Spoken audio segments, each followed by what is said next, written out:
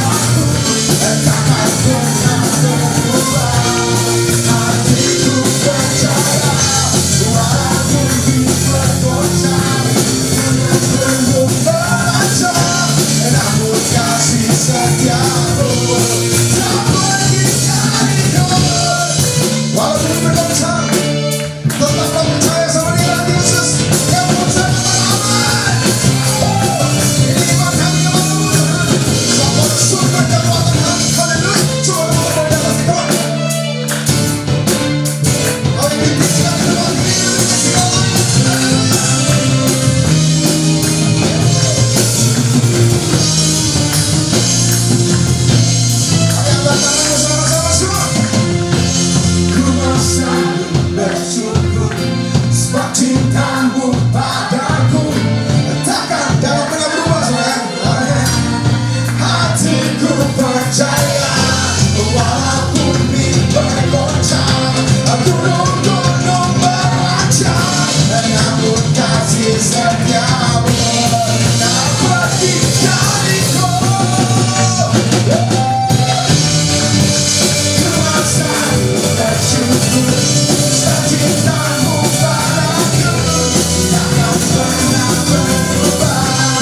Hatiku percaya walaupun bergoncang, gunung-gunung beracak, namun kasih setiamu tak pergi dariku. Kasih setiamu tak pergi dariku. Kasih setiamu tak pergi dariku.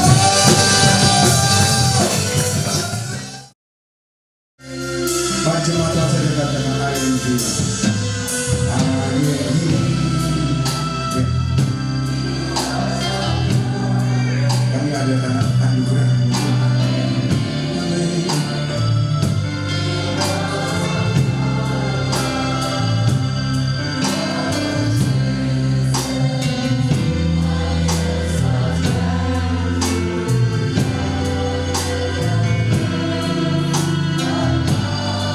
Sekali lagi bersama-sama.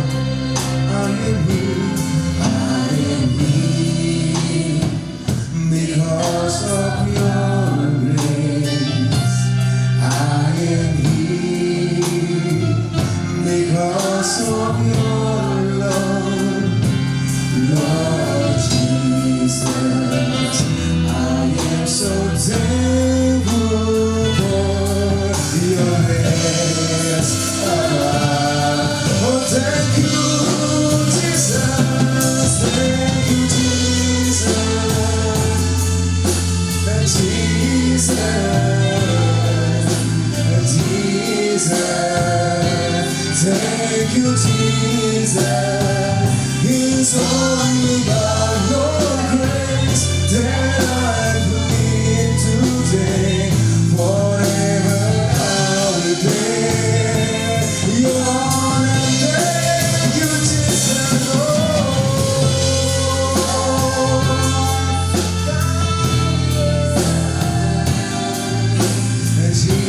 Jesus, thank you, Jesus.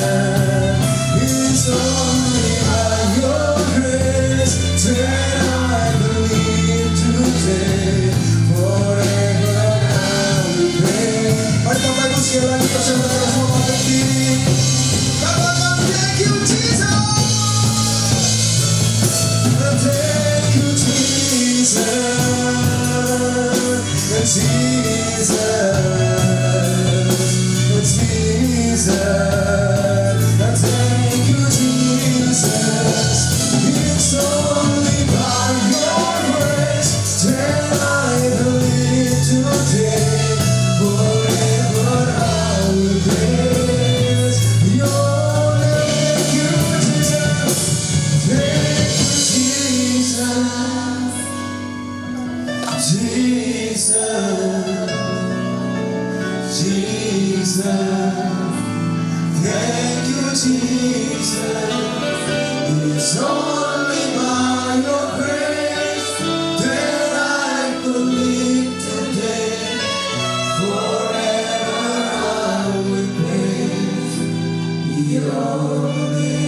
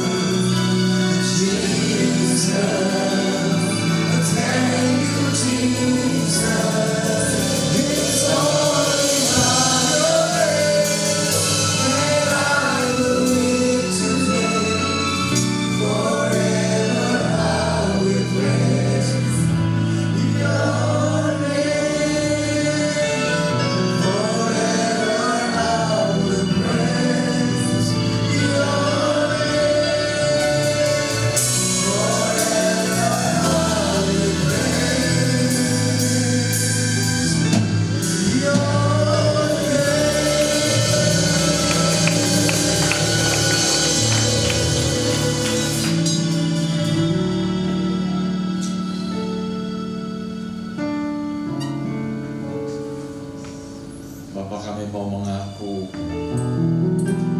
ucapan terima kasih gak cukup untuk menggambarkan kebaikan Tuhan. Ucapan terima kasih gak cukup untuk kami boleh mengekspresikan betapa kami mengucap syukur. Engkau sudah sangat baik, amat baik. Selama tahun 2025 Engkau pimpin kami dari satu puncak kepada puncak yang lain. Bahkan kalau Engkau izinkan kami berjalan dalam bayang-bayang maut, Engkau tetap ada bersama dengan kami.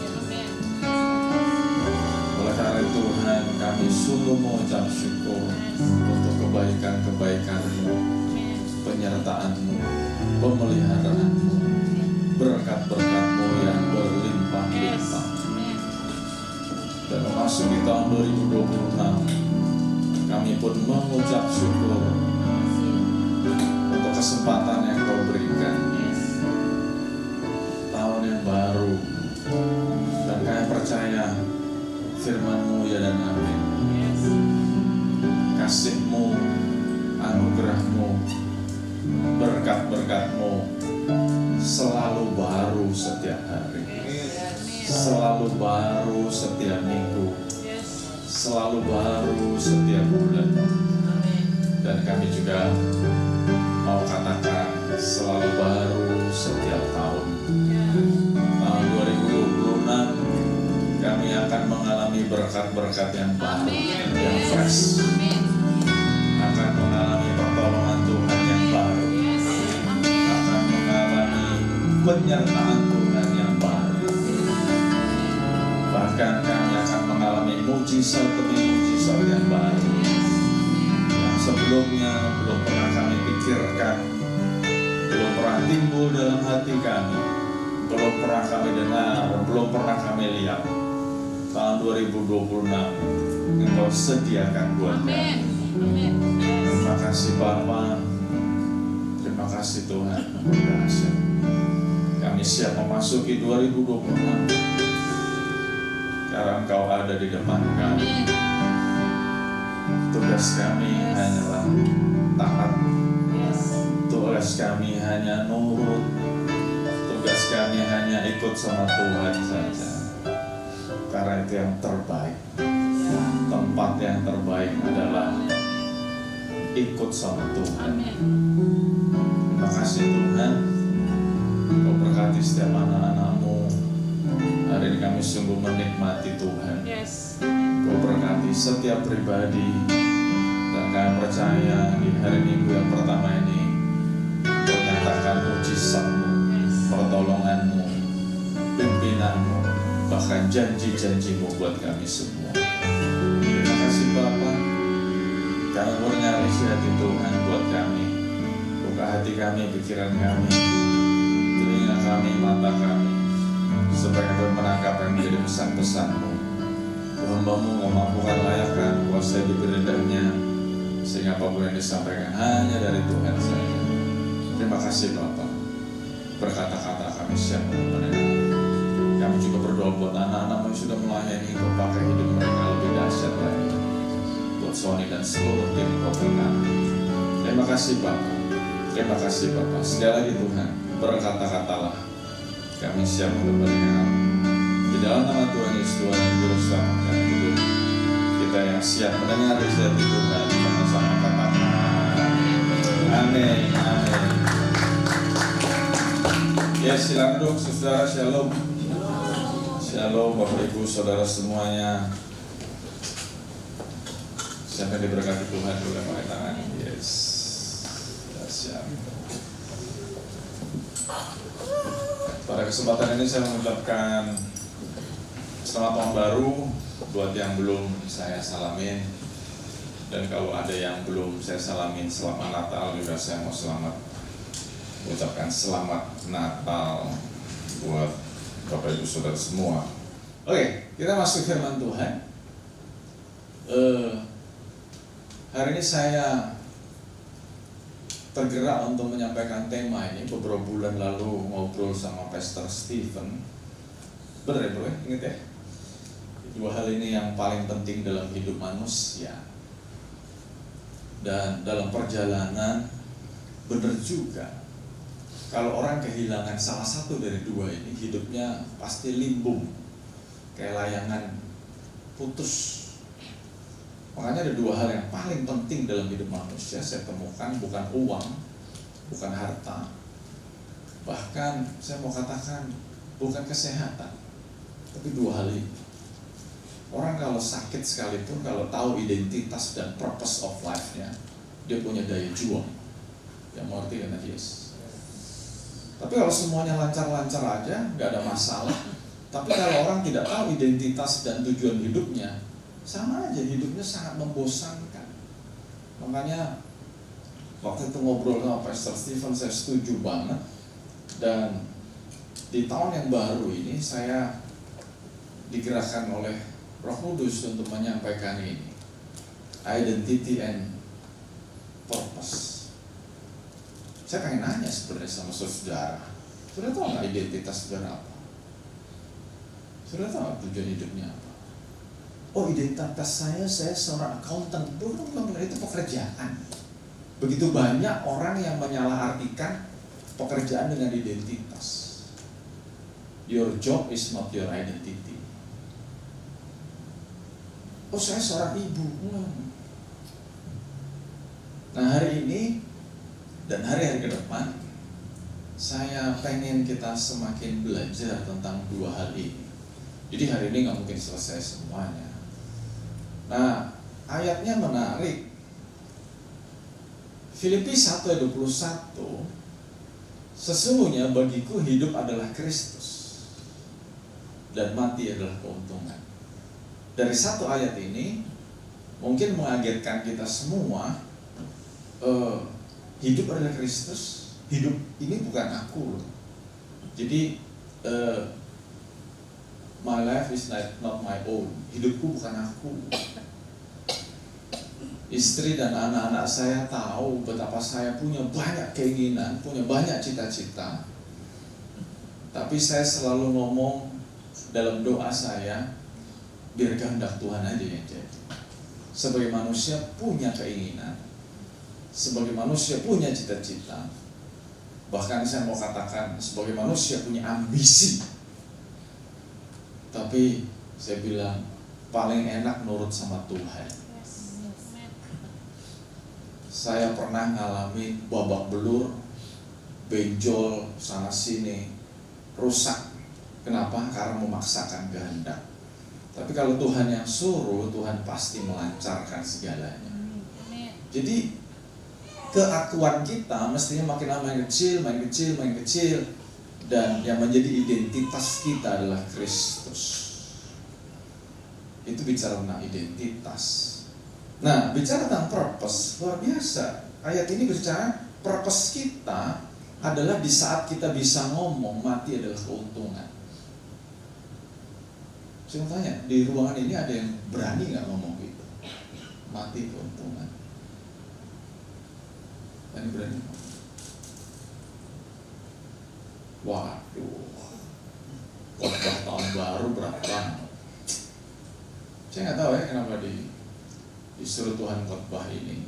Tapi saya berdoa, waktu saya siap kemarin, saya berdoa, Tuhan, aku berdoa di dalam hope tidak ada yang mati hari-hari ini. Kan lucu kalau khotbahnya ada yang mati kan. Jadi kesannya pastornya kayak dukun santet gitu ya. Enggak. Kita lihat ayat lengkapnya. Sesungguhnya bagiku hidup adalah Kristus dan mati adalah keuntungan. Namun jika aku harus hidup di dunia ini, itu berarti bagiku bekerja memberi buah. Jadi mana yang harus kupilah nggak tahu. Aku didesak dari dua pihak. Aku ingin pergi dan tinggal bersama dengan Kristus. Wah, ini keren banget loh ya.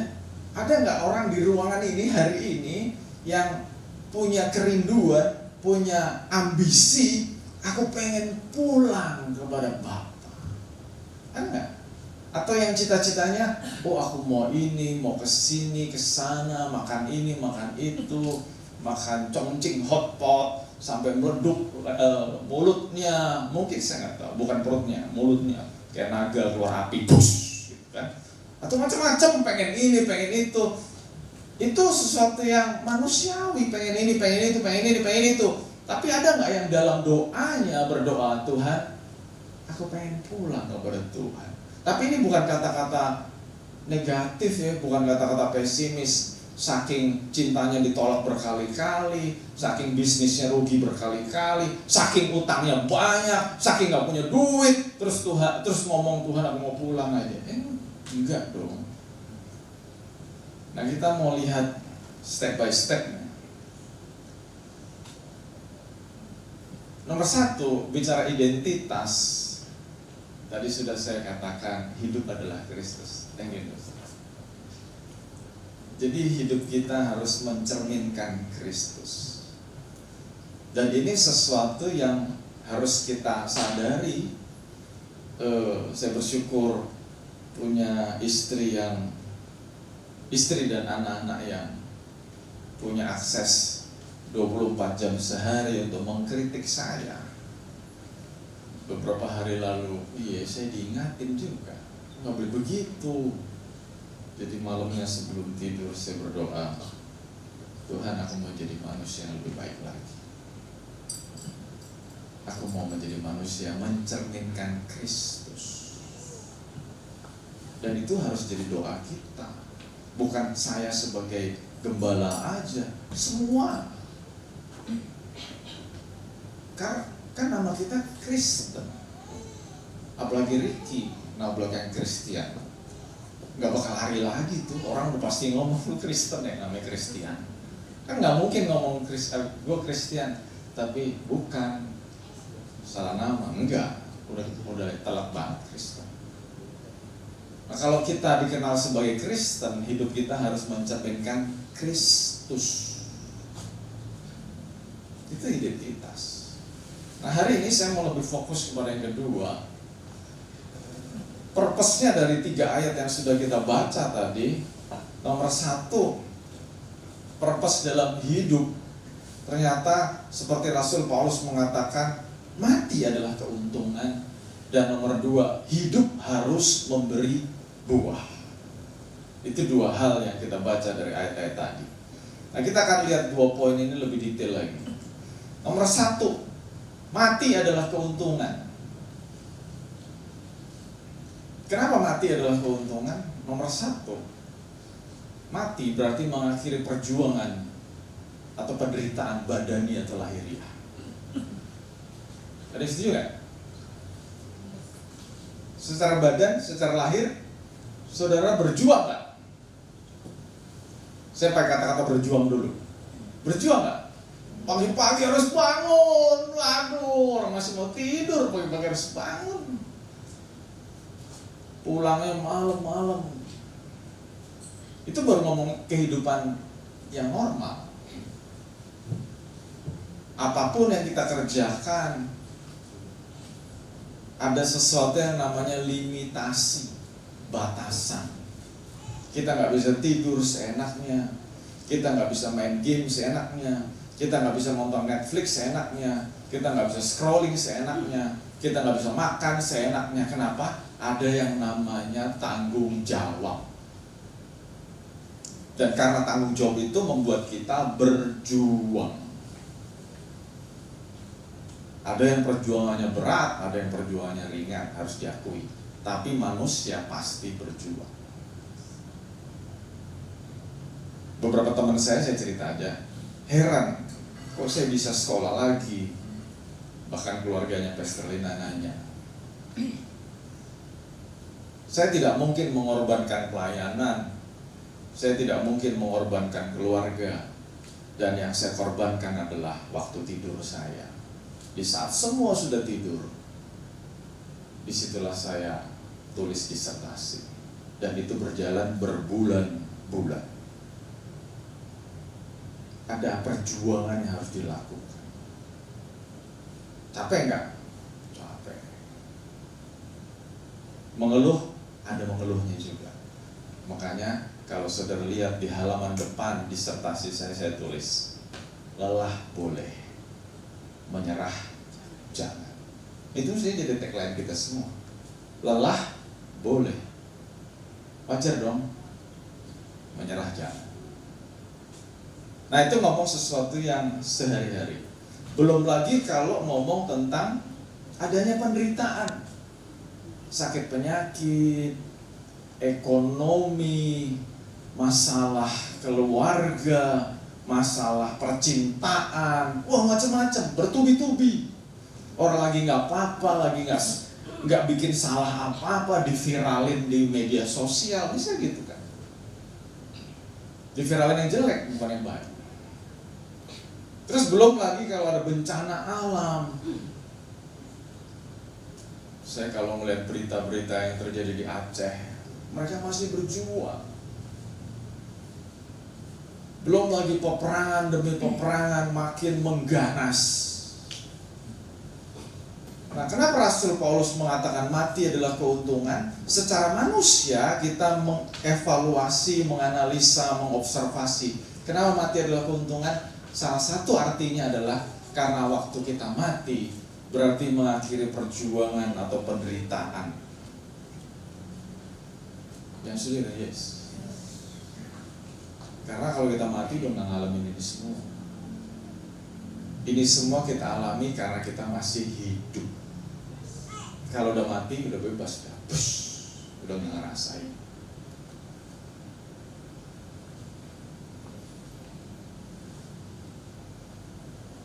Tapi itu kayaknya jelek banget ya alasannya ya. Bener gak? Kayaknya orang putus asa deh. Masa pengen mati? Ya makanya saya tidak suka dengan nomor 1 ini. Walaupun benar mati mengakhiri perjuangan atau penderitaan badan. Yang kedua, mati berarti mengakhiri tension atau ketegangan atau pertarungan antara hidup benar dan dosa. Saya nggak tahu saudara ngalamin ini apa tidak. Mungkin hanya orang yang kerohaniannya sudah lebih dewasa yang ngalamin ini. Harus saya akui. Bangun tidur kita doa, Tuhan jagai aku mau hidup benar hari ini. Aku mau hidup kudus. Aku mau hidup menyenangkan-Mu. Aku mau hidup mencerminkan Kristus. Doanya gitu waktu bangun tidur. Tapi pas keluar rumah, kita nyalain mobil, motor, sepeda, atau apapun. Baru keluar rumah 50 meter, tiba-tiba dipepet sama orang lain. Waduh! Belum keluar di mulut nih, tapi BT-nya udah keluar. Apakah itu mencerminkan Kristus? Apalagi kalau mulutnya enteng. Langsung, gue gak peduli perasaan orang, yang penting gue lega. Kan ada orang tipenya begitu kan. Di kantor, di keluarga, ngomong gue gak peduli perasaan orang, yang penting gue lega. Gue gak nyimpan-nyimpan di dalam. Ngomong aja terus,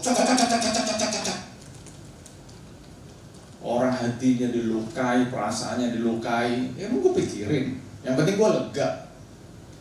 Loh, tadi pagi doanya Tuhan, aku mau hidup benar, aku mau hidup kudus, aku mau mencerminkan Kristus. Nah, tapi harus diakui Rasul Petrus, Rasul Paulus mengatakan ada tension, ada pertarungan, ada ketegangan antara keinginan hidup kudus dengan keadaan dunia.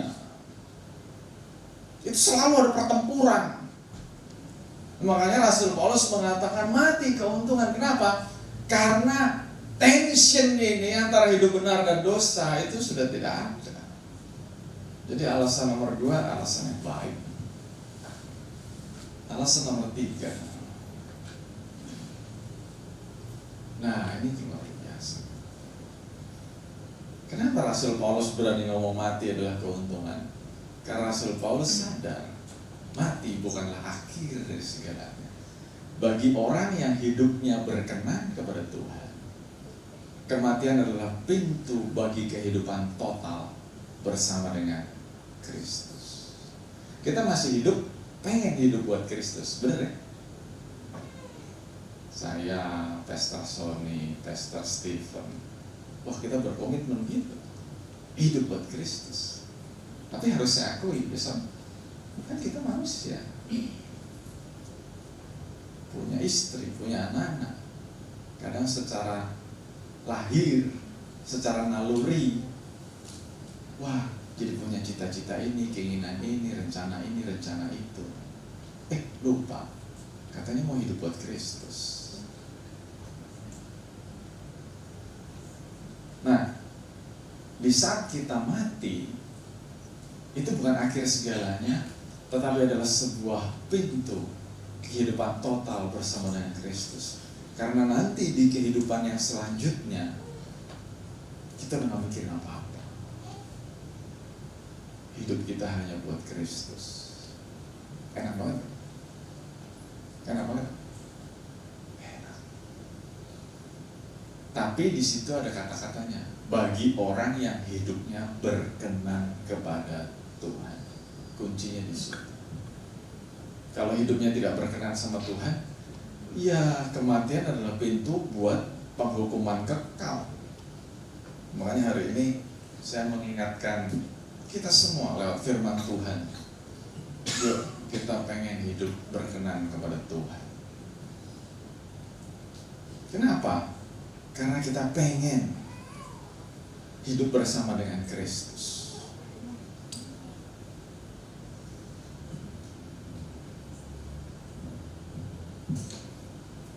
Saya jadi pengen ngomong ini.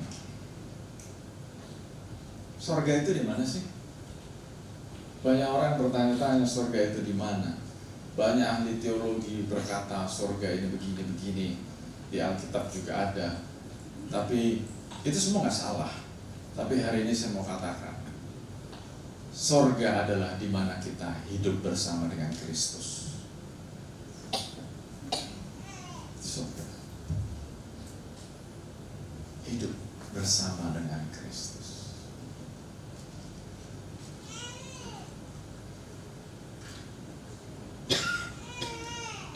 Saya nggak tahu ada yang berani pasang kalimat ini di status WA atau tidak.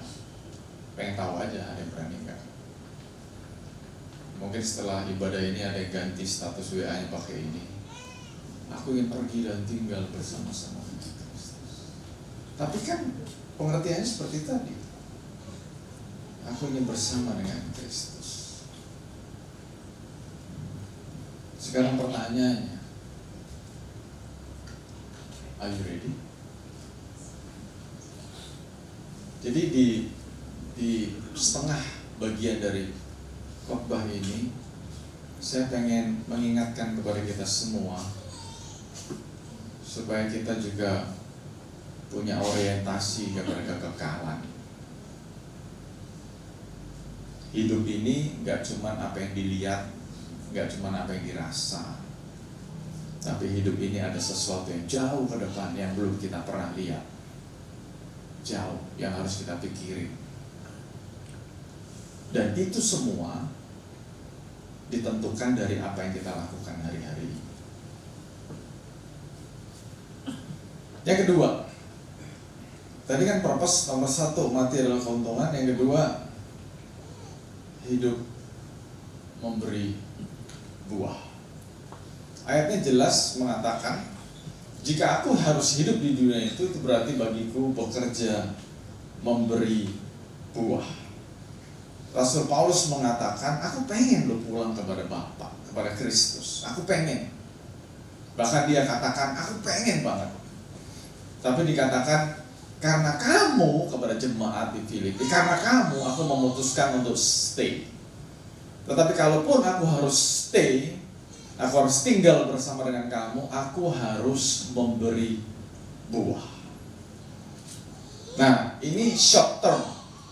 Kalau tadi long termnya, mati bukan sesuatu yang menakutkan, tetapi bicara tentang mati harus menjadi kerinduan kita, bukan matinya, tapi mau ketemu Tuhan itu menjadi kerinduan kita. Tapi selama kita masih diberi kesempatan oleh Tuhan, hidup kita harus menghasilkan buah. Harus, ini harga mati. Nah, menarik, dalam Alkitab setiap kata yang dipakai itu bukan kata-kata sembarangan, tetapi ada maksud. Waktu dikatakan buah, nah kita mau pelajari nih kata-kata buah. Pohon yang berbuah adalah pohon yang hidup. Pohon yang mati nggak mungkin berbuah. Pohon yang berbuah adalah pohon yang hidup dan menjalani tujuan hidupnya dengan komplit, dengan lengkap, dengan penuh. Jadi kita ngomongin pohon yang berbuah ya, bukan pohon bunga. Pohon yang berbuah dikatakan hidupnya komplit, hidupnya lengkap waktu dia menghasilkan buah. Nah, Tuhan menggunakan ibarat katanya buah. Nah, berarti kita juga harus belajar buah itu maksudnya apa sih? Dan kita melihat sebuah statement, pohon yang berbuah adalah pohon yang hidup dan menjalani tujuan hidupnya dengan komplit. Jadi saya mau katakan, kalau selama ini kita belum berbuah, tetap hidup nggak? Hidup, tapi belum lengkap. Hidup kita belum lengkap, karena hidup kita belum berbuah. Nah, nanti supaya lebih detail, pelan-pelan nanti saya sengaja pelan-pelan supaya sudah nangkep. Berikutnya, pohon yang berbuah adalah bukti bahwa pohon tersebut adalah pohon yang sehat. Tadi bilang pohon yang hidup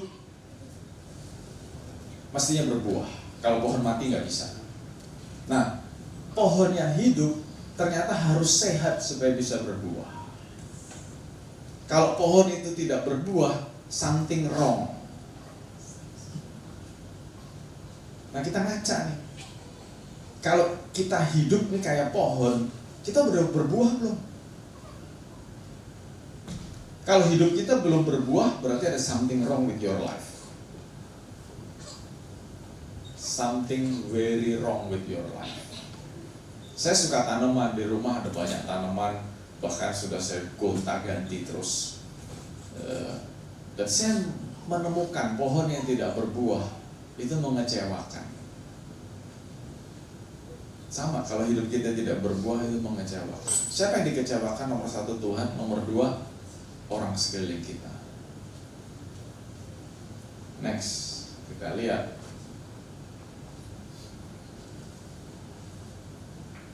Pohon yang berbuah adalah bukti bahwa pohon tersebut adalah pohon yang mengalami hidup berkelimpahan. Nah, kalau tadi saya ngomong, setiap kata di Alkitab digunakan dengan seksama. Kenapa Tuhan menggunakan kata buah? Nah, waktu saya periksa, menarik mempelajari buah. Karena sebuah pohon, waktu pohon itu berkecukupan, saya ulang sekali lagi ya. Sebuah pohon, waktu pohon itu berkecukupan, sisa makanannya itulah yang menjadi buah. Yang mengerti kita? Yes. Kan pohon butuh energi, pohon butuh nutrisi. Nah, pohon yang nutrisinya cukup, terus masih diterima tuh nutrisi dari air, dari tanah, dari udara. Nah, nutrisi yang lebih itulah yang jadi buah. Jadi waktu saya mempersiapkan khotbah ini, saya menemukan pohon yang berbuah adalah pohon yang lebih daripada cukup. Lebih daripada cukup, bahasa Alkitabnya adalah berkelimpahan. Nah, sekarang kita mau masuk ke dalam aplikasi. Sekarang kita periksa hidup kita masing-masing. Apakah hidupku berbuah? Dengan kata lain, apakah hidupku dinikmati orang lain? Karena harus kita akui, buah itu dinikmati pihak lain. Kalau kita punya pohon jeruk di rumah, pohon mangga, pohon jambu, pohon apapun itu, waktu pohon itu berbuah, ingat, buah itu karena apa? Pohon itu cukup nutrisinya. Jadi sisa-sisa nutrisinya jadi buah. Nah, waktu menghasilkan buah, buah itu dinikmati oleh nomor satu, manusia. Ada pohon mangga nih, dicabut, cetek, terus dimasukin ke rumah, dipotong-potong, dikupas. Selain dinikmati manusia, buah itu dinikmati oleh binatang. Benar nggak? Jadi dengan kata lain, pohon yang berbuah hidupnya dinikmati orang lain. Sekarang pertanyaannya, apakah hidup kita sudah dinikmati orang lain? Jangan sampai hidup kita menjadi beban buat orang lain. Kalau hidup kita menjadi beban buat orang lain, boro-boro berbuah, itu namanya parasitisme. Nah, firman Tuhan mengatakan, kalau kita masih dikasih kesempatan hidup, kita harus berbuah. Dengan kata lain apa? Hidup kita harus dinikmati orang lain. Harus. Dan Tuhan mengatakan, Tuhan pengen hidup kita berlimpah-limpah. Tuhan pengen hidup kita diberkati. Kenapa? Karena Tuhan pengen hidup kita dinikmati orang lain. Hidup kita ini bukan buat diri kita sendiri, bukan hanya untuk dinikmati sendiri. Karena faktanya apa? Tuhan berkata kamu harus berbuah. Buah itu dinikmati orang lain. Kan kita nggak pernah ngelihat ada pohon mangga dimakan oleh pohon mangga itu sendiri, nggak mungkin. Jadi buah itu tidak mungkin dimakan oleh pohon itu sendiri. Jadi kalau Tuhan berkata kamu harus berbuah, dengan kata lain, hidup kita harus dinikmati orang lain. Dan waktu kita berbuah menunjukkan kita hidup dengan lengkap, komplit. Waktu kita berbuah menunjukkan hidup kita sehat. Dan waktu kita berbuah menunjukkan hidup kita berkelimpahan. Nah, bicara tentang buah yang dinikmati, bicara tentang hidup yang dinikmati, saya ajak kita jangan berpikiran sempit, jangan mikirnya duit melulu, jangan mikirnya materi melulu. Hidup yang dinikmati itu macam-macam loh. Memang ada yang ngomongnya uang. Kalau punya uang, jangan pelit, jadi berkat buat banyak orang. Benar. Nah, tapi saya katakan tadi, buah itu nggak cuma ngomong materi, nggak cuma ngomong uang, banyak hal. Waktu kita, ide kita, kesehatan kita. Pak Niko itu pernah ngomong dalam khotbahnya, kalau kita dengan sehat melayani Tuhan, Tuhan akan pastikan kita akan selalu sehat. Kalau dengan keuangan kita melayani Tuhan, Tuhan akan pastikan kita tidak pernah kekurangan. Kalau dengan waktu kita melayani Tuhan, Tuhan akan pastikan kita tidak akan pernah kekurangan waktu. Jadi waktu Pak Niko ngomong itu benar banget. Kalau kita menggunakan waktu kita untuk melayani Tuhan, gak ada tuh kekurangan waktu. Kalau kita menggunakan kesehatan kita untuk melayani Tuhan, gak ada tuh jadi sakit-sakitan, jadi kurus kering, gak ada tuh.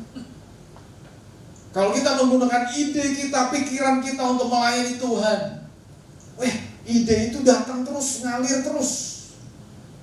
Termasuk kalau kita menggunakan materi, keuangan, kekayaan kita untuk melayani Tuhan, gak ada tuh jadi miskin, melarat, gak ada. Dan saya pegang tuh firmannya tuh, bener, amin. Jadi emang gak gampang ngomong begini. Kenapa? Kalau orang belum ngalamin gak ngerti. Saya pendeta yang jarang khotbah soal memberi keuangan. Kenapa? Ya, saya tidak mau menyalahgunakan mimbar yang kudus ini. Tapi saya mau katakan, orang kalau memberi motivasinya salah, itu dosa. Memberi supaya tambah diberkati itu salah. Tapi kalau kita sungguh-sungguh memberi, berkat itu pasti Tuhan berikan. Gak usah mikir nanti dapat apa, gak usah mikir Tuhan bales apa, gak usah mikir nanti Tuhan kasih apa, gak usah mikir. Pokoknya kita setia aja, setia. Dan itu kami keluarga Allah. Waktu kita berbuah dan kita izinkan buah yang Tuhan berikan dinikmati orang lain, kita akan mengalami hidup yang berkelimpah. Sekali lagi, gak cuma ngomong uang, macam-macam. Pemeliharaan Tuhan, penyertaan Tuhan, mujizatnya, dahsyat. Dahsyat banget. Saya tuh, waktu itu kan Pastor Lina dan saya sudah bersaksi di DPJ. Makanya yang gak datang DPJ gak dengar kesaksian. Saya sampai nangis tuh, Tuhan baik banget, dahsyat banget.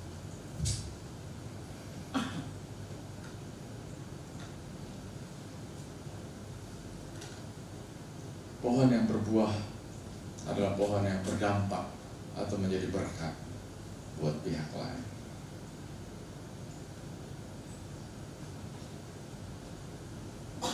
Berikutnya, hidup memberi buah, bicara tentang buah adalah kesaksian yang nyata. Kenapa? Karena lewat buah, pohon dikenali identitas. Begitu banyak pohon mangga, kita nggak tahu ini pohon mangga aromanis, Indramayu, mangga golek atau apa-apa, kita nggak tahu bedanya. Hanya ahli-ahli yang tahu. Tapi secara manusia normal kita nggak tahu. Kita tahu itu mangga aromanis, kita tahu itu mangga Indramayu waktu kita makan buahnya. Dunia tidak akan melihat Kristus dalam hidup kita waktu kita belum berbuah. Tetapi waktu hidup kita berbuah, kita menjadi berkat buat orang lain, kita nolong orang lain. Disitulah dunia akan melihat ada Kristus dalam hidup kita. Lewat buah, keberadaan secara lengkap, kehidupan sebuah pohon dinikmati. Keberadaan itu existence. Lengkap itu fullest. Makanya beberapa tahun lalu saya pernah khotbah, have a fullest life. Milikilah hidup yang penuh, yang lengkap. Tuhan pengen kita punya hidup yang lengkap, nggak nanggung-nanggung. Kalau Tuhan tetapkan kita punya 120, kita harus memaksimalkan 120. Jangan Tuhan menetapkan hidup kita 120, terus pas dapat 80 kita udah seneng. Ya udah senang 80, aduh rugi banget. Kalau Tuhan sudah sediakan 120, kita harus mentokin, yes 120. Nah, itu bisa panjang lagi khotbahnya. Itu kan ngomong talenta. Makanya saya nggak nyindir siapapun ya, tapi saya yakin Sony setuju sama saya. Kalau orang ini contohnya, orang diberi kemampuan memainkan alat musik, nyanyi, tapi dia tidak melayani, tidak melakukan buat Tuhan, rugi banget. Dia tidak memaksimalkan hidupnya, tidak memaksimalkan hidupnya. Waktu tur kemarin, papanya Pastor Rina minta saya, Nathan nanti kamu sharing ya khotbah ya. Itu lagi tur, lagi jalan-jalan. Saya nggak nolak, saya nggak bilang ini kan lagi liburan, enggak. Kenapa? Saya tahu itu yang Tuhan percayakan buat saya. Jadi waktu ada kesempatan itu datang, saya tidak sia-siakan. Kenapa? I want to have a fullest life. Hidup yang mentok sampai habis. Kalau Tuhan kasih saya 500, saya mau 500. Jangan ngomong 100 udah bagus, udah cukup. This is enough. This is good enough. Enggak. Sampai mentok. Dan saya pengen menularkan semangat ini ke saudara-saudara.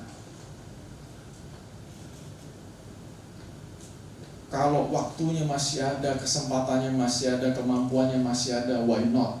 Ayo lakukan. Kenapa? Karena kita mau punya hidup yang lengkap, fullest life. Jadi hidup kita bisa dinikmati. Next. Terakhir. Jadi purpose of life, tujuan hidup kita, yes, kita berorientasi pada kekekalan, bukan cuma yang kelihatan di sini aja, tapi kita mesti siap satu hari kelak kita akan menghadap Tuhan dan kita akan berkata kepada Tuhan, Tuhan, ini hidupku, aku puas dengan hidupku, aku puas. Kenapa? Karena selama hidup aku sudah all out buat Tuhan. Dan nomor 2, selagi masih ada waktu, selagi masih ada kesempatan, yuk jadi berkat buat banyak orang. Wahyu 14 ayat 13.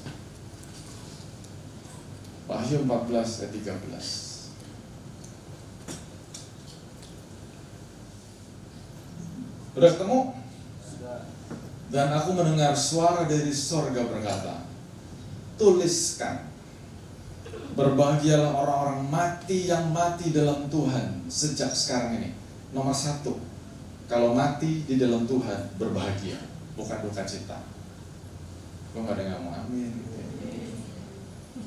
Sungguh, kata Roh, supaya mereka boleh beristirahat dari jerih lelah mereka. Wah, sama nih ayatnya, kesimpulan dari ayat-ayat tadi. Nih kalimat yang terakhir. Kalimat yang terakhir adalah kalimat yang selalu memotivasi saya untuk melayani.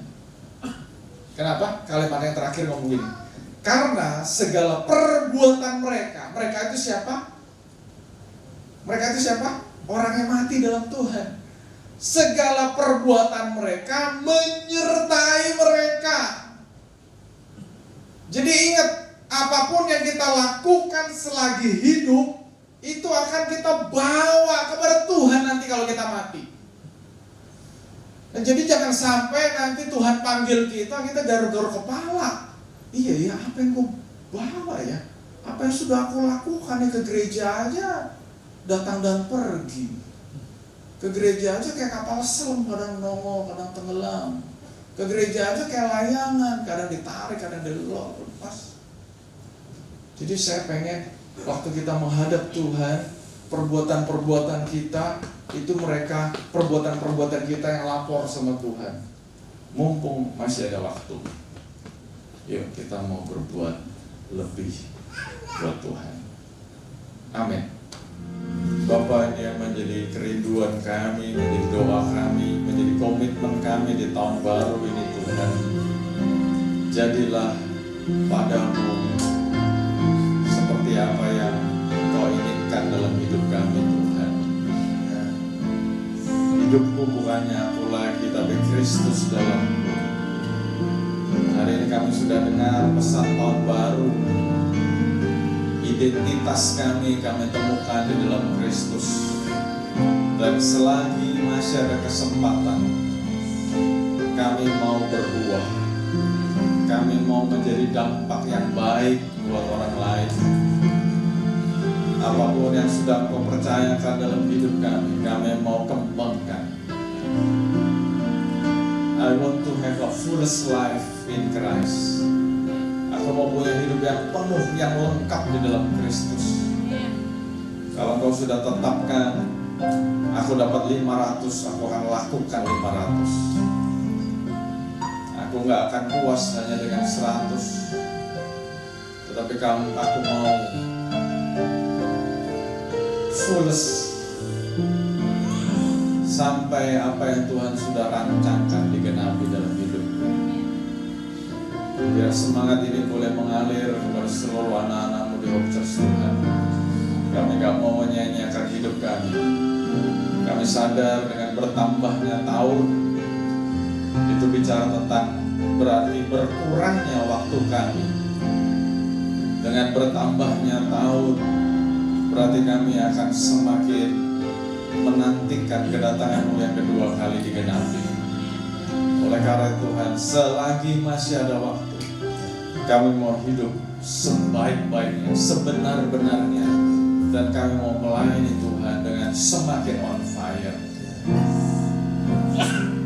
Berdoa Tuhan, semangat ini boleh terimpartasi kepada semua. Di Hope Church tidak ada yang berpangku tangan. Di Hope Church semuanya melayani Tuhan dengan on fire. Bahkan yang sudah melayani di tahun 2026 akan semakin on fire, semakin sungguh-sungguh.